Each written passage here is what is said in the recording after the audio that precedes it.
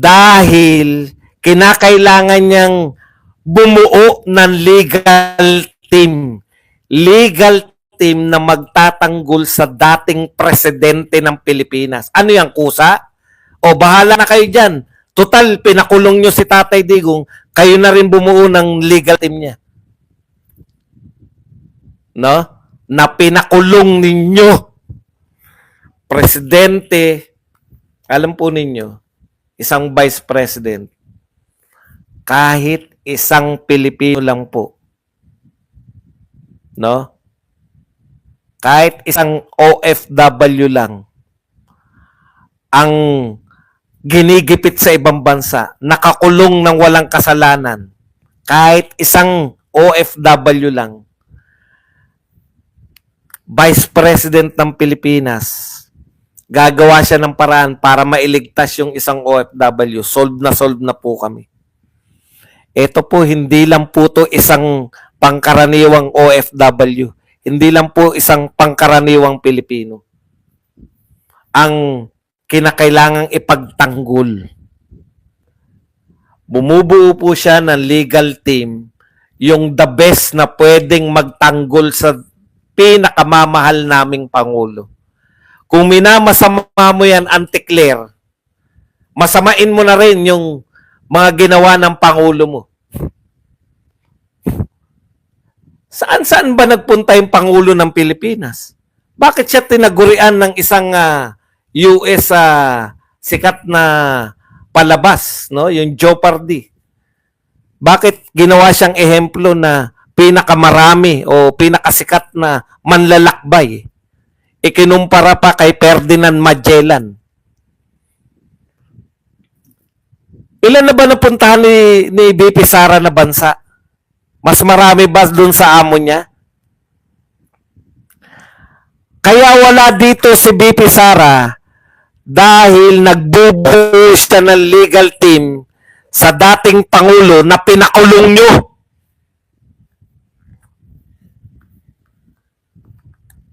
Tuloy natin.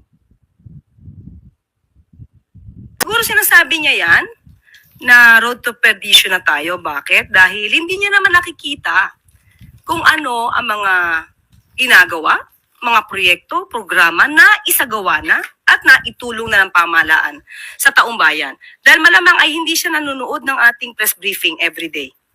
At hindi... Ayun naman pala.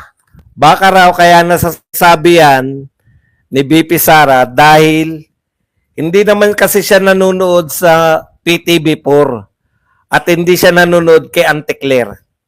Alam po ninyo, ang tunay na proyekto, hindi po yan mapapanood sa PTV4, hindi po yan mapapanood sa kay Auntie Claire.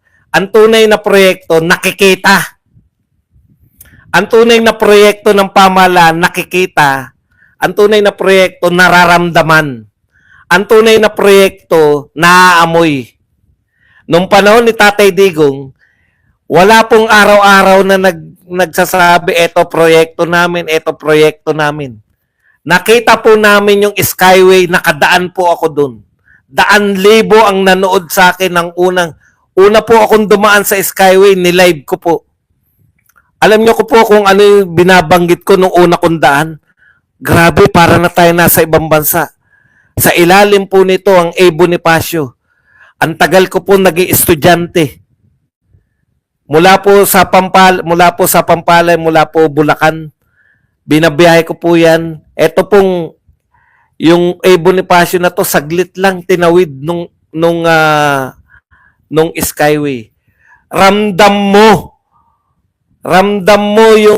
nyo na naging 10 taon yung inyong mga passport. 10 taon yung inyong lisensya. Naramdaman ng mga tao na nawala yung manalalaglag yung bala. Nakita namin luminis ang Boracay, luminis ang Manila Bay. Ramdam mo, naaamoy mo ang mga proyekto ni Tatay Digong. Ayon kay Auntie Claire, kaya hindi maramdaman ni BP Sara yung mga proyekto ni BBM kasi hindi siya nanonood ng PTV4. Hindi siya nanonood kay Auntie Claire.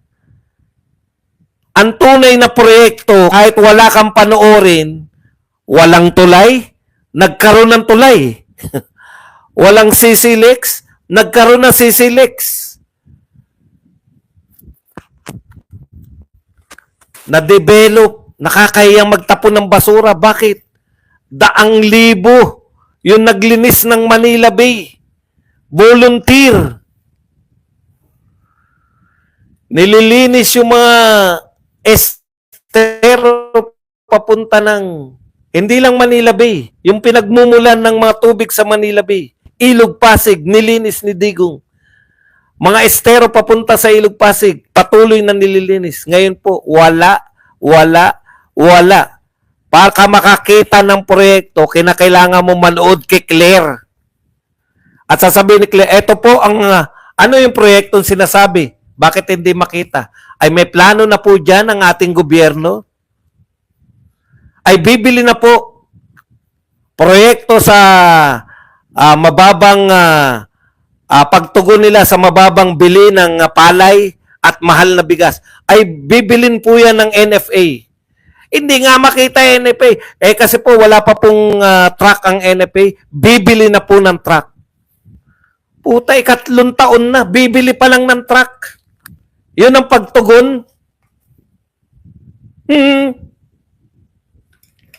Lapit mo ulo mo, Claire. Nang mamasahe kita. Yun ang sinasabi niya. Tuloy natin yung sinasabi ni Auntie Claire.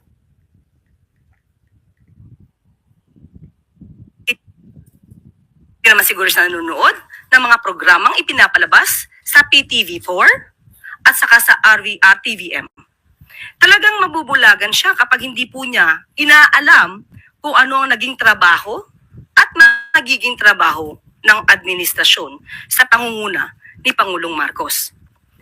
Okay, now, hindi ba mas magiging mapupunta tayo sa dumpster kung ang magiging Pangulo natin o ang magiging leader natin ay ang mga katulad nila VP Sara, mas na inuuna pang magpunta sa abroad, magsilbi sa isang tao, although tatay niya. Okay. Hindi ba masisira ang Pilipinas kung ang mga leader katulad ni VP Sara na inuuna pang magpunta sa abroad para maglingkod sa isang tao? Grabe, no? Inuna pa raw ni VP Sara mag-abroad para maglingkod sa isang tao. Anong gusto mong mangyari? Pabayaan niya si Tatay Digong? Sinabi po ni VP Sara, nagtatrabaho po siya dahil kahit naroon po siya sa The Hague, Netherlands. Paano po siya nakakapagtrabaho? Malakas po yung kanyang internet. Antindi, no? Mapapahamak daw tayo kung magiging leader natin si VP Sara kasi isang tao lang yung pinaglilingkuran. Yung tatay niya. Alam po ninyo, mas gusto ko yung presidente na isang tao paglilingkuran, willing siyang maglingkod sa isang tao. Kahit isang tao lang yan. Willing siyang magbigay ng katarungan. Willing siyang ibigay sa tao na yan. Yung sinasabi niyang isang tao ay pinakamamahal na presidente ng buong Pilipinas. Alam nyo ang record, marami pong presidente, marami na palang presidente na kulong dyan sa ICC. Marami na rin po nagprotesta.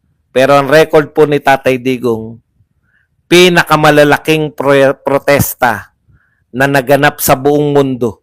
Pinakamaraming protesta, pinakamalaking protesta sa ICC. Ngayon pa lang nararanasan ng mga taga-Europe. Kung ang leadership mo, kung ang paraan mo ng anytime, dito ko sa leader, na maghahanda ng isang depensa ng isang mamamayang Pilipino laban sa maling dakip, no? Laban sa kaysa doon sa gobyerno na pinadakip niya yung kanyang mamamayan para i-trial o doon para ipakulong sa ibang bansa. Doon na ako sa ipagtatanggol yung isang Pilipino kaysa doon sa ipakukulong sa mga taga-ibang bansa yung isang Pilipino. Tandaan po natin yung sinasabi ni Claire na ang pinaglilingkuran ng isang tao, yung isang tao na yan, napakarami ng naitulong sa atin. Napakarami. Ayun, halimbawa ko pa lang. Nagsalita lang ako ng ilan sa sinabi niya. Nagre-react na kayo. Sinasabi niyo, free education. Yung droga, sinugpo. Walang katapusan. Hindi po matatapos ang isang oras sa dami na nagawa. Mas pipiliin ko yung mga pamilya na hindi mo mauubos. Hindi mo maiisip lahat sa isang upuan yung mga nagawa para sa bayan kaysa sa presidente na kinakailangan mo pang manood sa PTV4. Kinakailangan mo pang manood, makinig kay Auntie Claire para makita mo na, ay may proyekto palang ginagawa.